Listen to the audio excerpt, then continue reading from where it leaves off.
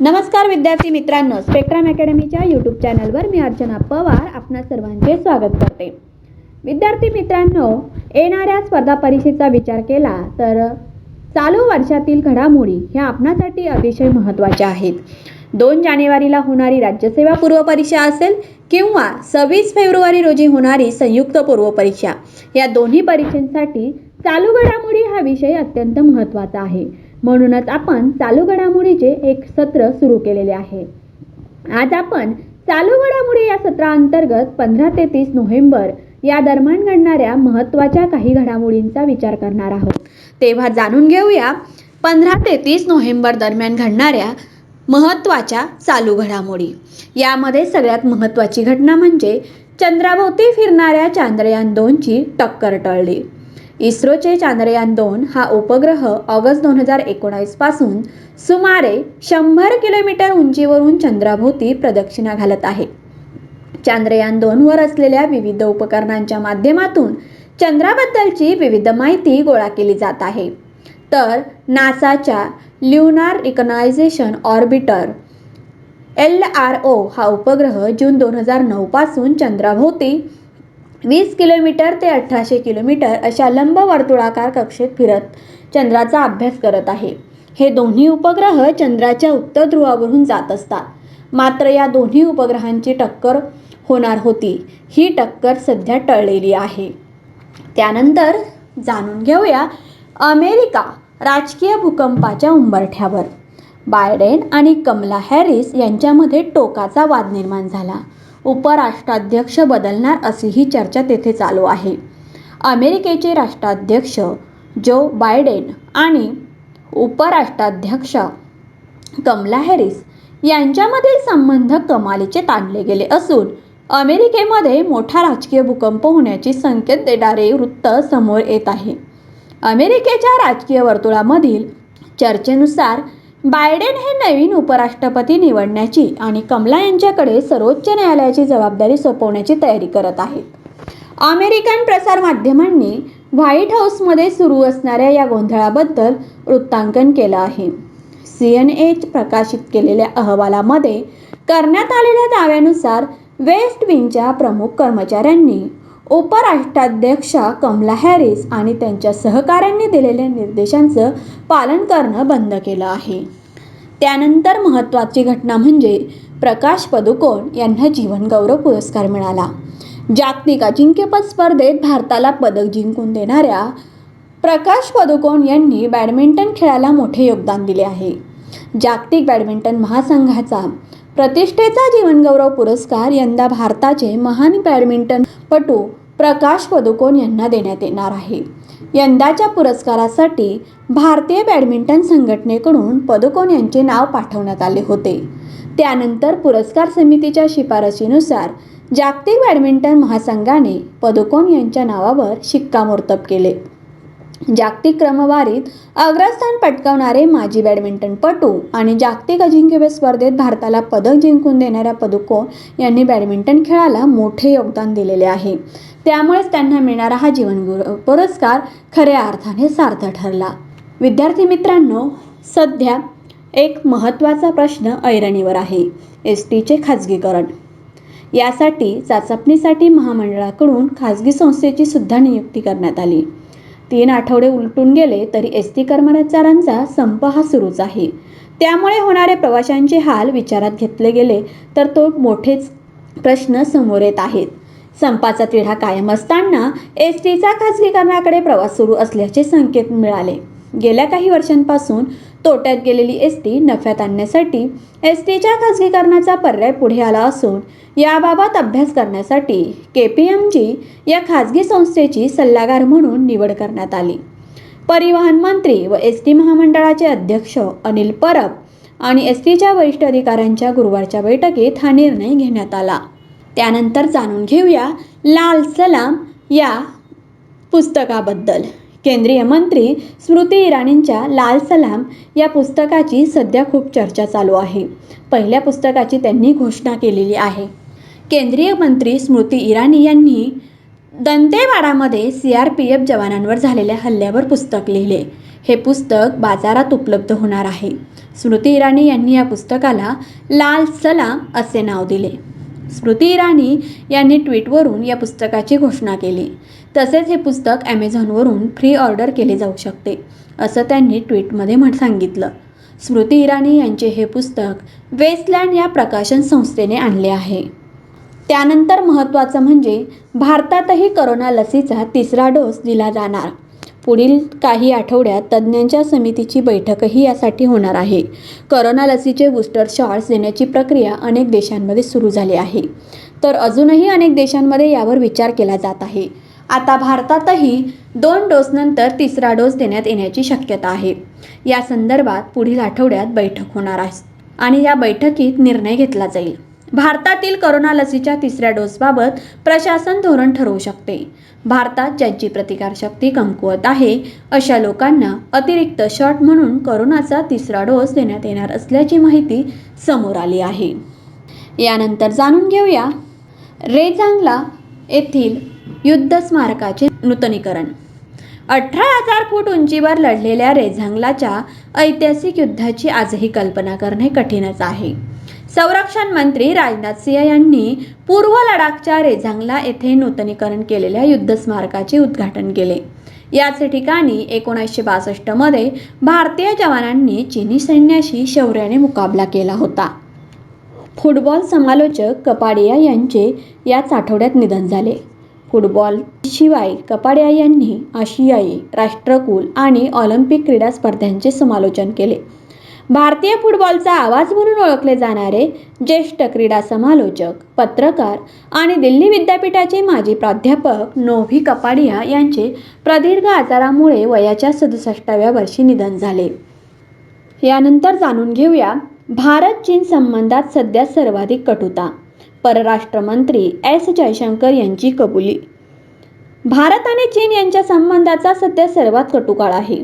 चीनने करारांचे उल्लंघन करणाऱ्या काही कृती केल्या आहेत, ज्यासाठी त्यांच्याकडे कुठलेही विश्वासार्ह स्पष्टीकरण नाही. आपल्याला द्विपक्षीय संबंध कुठे न्यायचे आहेत याचे उत्तर आता चीनी नेतृत्वालाच द्यायचे आहे, असे परराष्ट्र व्यवहार मंत्री एस जयशंकर यांनी शुक्रवारी सांगितले. त्यानंतर हवेच्या प्रदूषणामुळे दिल्लीच्या शाळा पुन्हा एकदा बंद करण्यात आल्या आहेत. दिल्ली सरकारने 29 नोव्हेंबरपासून राज्यातील शाळा उघडण्याची घोषणा केली होती, पण पुन्हा एकदा हवेच्या गुणवत्तेचा प्रश्न ऐरणीवर आला आणि त्यामुळे दिल्लीतील शाळा 3 डिसेंबरपासून पुढील आदेश मिळेपर्यंत बंद ठेवण्यात येणार आहेत. त्यानंतर क्रीडेविषयी बातमी जाणून घेऊया. युगांडा पॅरा बॅडमिंटन स्पर्धेची सुकांतला सुवर्णपदक मिळाले आहे. कॅम्पाला भारताच्या सुकांत कदमने युगांडा आंतरराष्ट्रीय पॅरा बॅडमिंटन स्पर्धेत सुवर्णपदक पटकावले, तर प्रमोद भगतने 3 रौप्य पदकांची यात कमाई केलेली आहे. तालिबानमध्ये असलेल्या दहशतवादी पथकामध्ये महिला अभिनेत्री असलेल्या टीव्ही मालिका बंद करण्याचे तालिबानने फरमान सोडले. अफगाणिस्तानामध्ये असलेली तालिबानी परिस्थिती लक्षात घेता ही आता सर्वसाधारण गोष्ट झाली. तालिबानी प्रशासनाने रविवारी अफगाणिस्तानमध्ये इस्लामिक मार्गदर्शक तत्त्वे जाहीर केली. या तत्त्वानुसार टेलिव्हिजनवरील मालिकांमध्ये अथवा डेली सोपमध्ये महिला अभिनेत्रींना काम करता येणार नाही. तसेच महिला पत्रकारांना टीव्हीवर वृत्त देताना हिजाब परिधान करावा लागेल, असे निर्देश प्रसारमाध्यमांना दिले आहेत.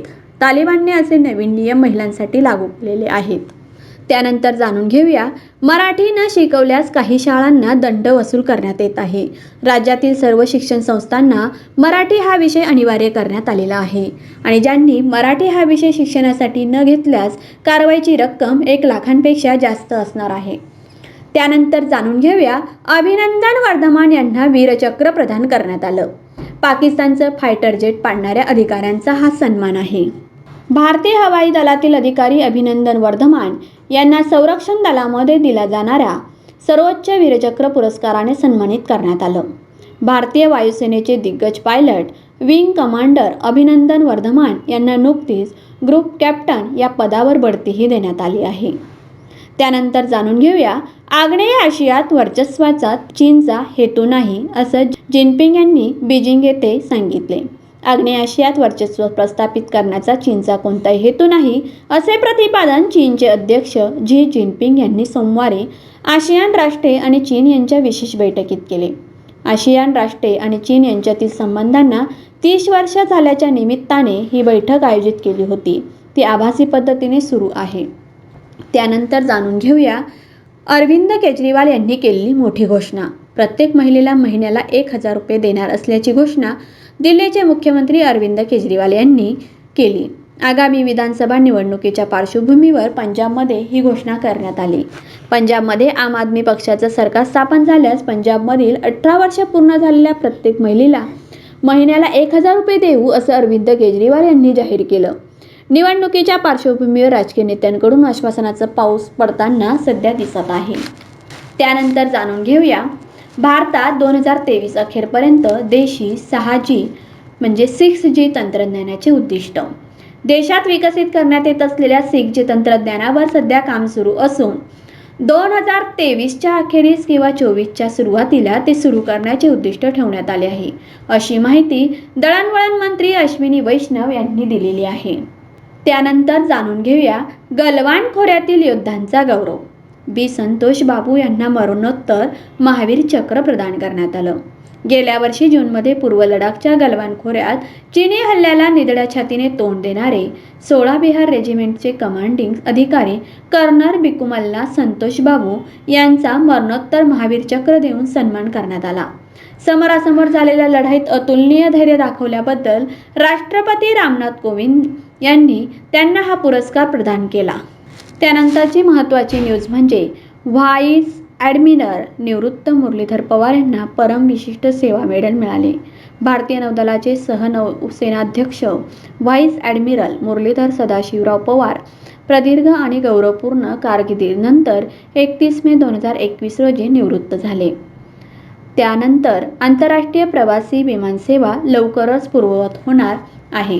सध्या आंतरराष्ट्रीय उड्डाणासाठी भारताची 25हून अधिक देशांसोबत एअर बबल व्यवस्था सुरू आहे. कोरोनाच्या पार्श्वभूमीवर बंद करण्यात आलेली आंतरराष्ट्रीय विमानसेवा अखेर वर्षभरानंतर सुरू करण्याचा निर्णय घेण्यात आलेला आहे. केंद्रीय विमान वाहतूक मंत्रालयाने याबाबत घोषणा केली. त्यामुळे 15 डिसेंबरपासून आंतरराष्ट्रीय प्रवासी वाहतूक सेवा सुरळीत होण्याचा मार्ग मोकळा झाला आहे. याबाबत केंद्रीय गृह मंत्रालय, परराष्ट्र मंत्रालय आणि आरोग्य मंत्रालयाशी चर्चा केल्यानंतर हा निर्णय घेतल्याचंही नमूद करण्यात आलं. त्यानंतर जाणून घेऊया एक सगळ्यात आनंदाची बातमी. भारतात पहिल्यांदाच पुरुषांपेक्षा महिलांची संख्या जास्त ठरली. NFHS यांनी वर्ष 2019-20 या सर्वेक्षणाचे आकडे जाहीर केले. NFHSचे 5वे सर्वेक्षण 2019-20 मध्ये करण्यात आले होते. या सर्वेक्षणात पहिल्या टप्प्यात पूर्ण देशात बाल आरोग्य, कुटुंब कल्याण, पोषण इत्यादी निर्देशांकांची एकत्रितपणे गणना केली. तसेच 14 राज्य आणि केंद्रशासित प्रदेशांचे दुसऱ्या टप्प्यामध्ये सर्वेक्षण केले गेले. त्यानुसार भारतात पहिल्यांदाच पुरुषांपेक्षा महिलांची संख्या ही जास्त आली. त्यानंतर जाणून घेऊया ओमिक्रॉनला रोखण्यासाठी मोदी सरकारकडून आंतरराष्ट्रीय प्रवाशांसाठी नियमावली जाहीर करण्यात आलेली आहे. तसेच देशभरात सतर्कता म्हणून ओमिक्रॉन विषाणूच्या प्रतिबंधासाठी पंतप्रधानांचे निर्देशही देण्यात आले आहे. ओमिक्रॉनचा धोका वाढत असल्याने महाराष्ट्रात सुद्धा कठोर निर्णय लादण्यात आलेले आहेत. उद्धव ठाकरे यांनी बोलावलेल्या बैठकीमध्ये ओमिक्रॉनचा धोका वाढत असल्याने महाराष्ट्रामध्ये काही कठोर निर्णय लादण्यात आले आहेत. ATP चॅलेंजर टेनिस स्पर्धा यात भारताच्या रामकुमार रामनाथने ATP चॅलेंजर टेनिस स्पर्धेचे पहिले जेतेपद पटकावले. त्याला या जेतेपदासाठी कारकिर्दीत तब्बल 12 वर्ष वाट पाहावी लागली. त्यानंतर जाणून घेऊया ट्विटरला मिळणार मेड इन इंडिया CEO. जगातील सर्वाधिक चर्चेत असणारी आणि चर्चा घडवून आणणारी वेबसाईट म्हणून ओळखल्या जाणाऱ्या ट्विटरने मोठ्या खांदेपालटासंदर्भातील घोषणा केली. कंपनीचे सहसंस्थापक जॅक डॉर्सी यांनी मुख्य कार्यकारी पदाचा म्हणजे CEO पदाचा राजीनामा देत असल्याची घोषणा केली. विशेष म्हणजे डॉर्सी यांचे उत्तराधिकारी म्हणून सध्या ट्विटरचे मुख्य तंत्रज्ञान अधिकारी पराग अग्रवाल यांना नियुक्त करण्यात येणार आहेत. पराग अग्रवाल हे इंडियाचे असल्याने मेड इन इंडिया म्हणून त्यांना संबोधण्यात आले आहे. विद्यार्थी मित्रांनो, येणाऱ्या स्पर्धा परीक्षेचा विचार केला तर ह्या महत्त्वाच्या घडामोडींचा नक्कीच विचार करणे गरजेचे ठरते. त्यासाठी पुढील काही चालू घडामोडींचा सुद्धा आपण विचार करणार आहोत. त्यासाठी स्पेक्ट्रम अकॅडमीचे YouTube चॅनल सबस्क्राईब करायला विसरू नका.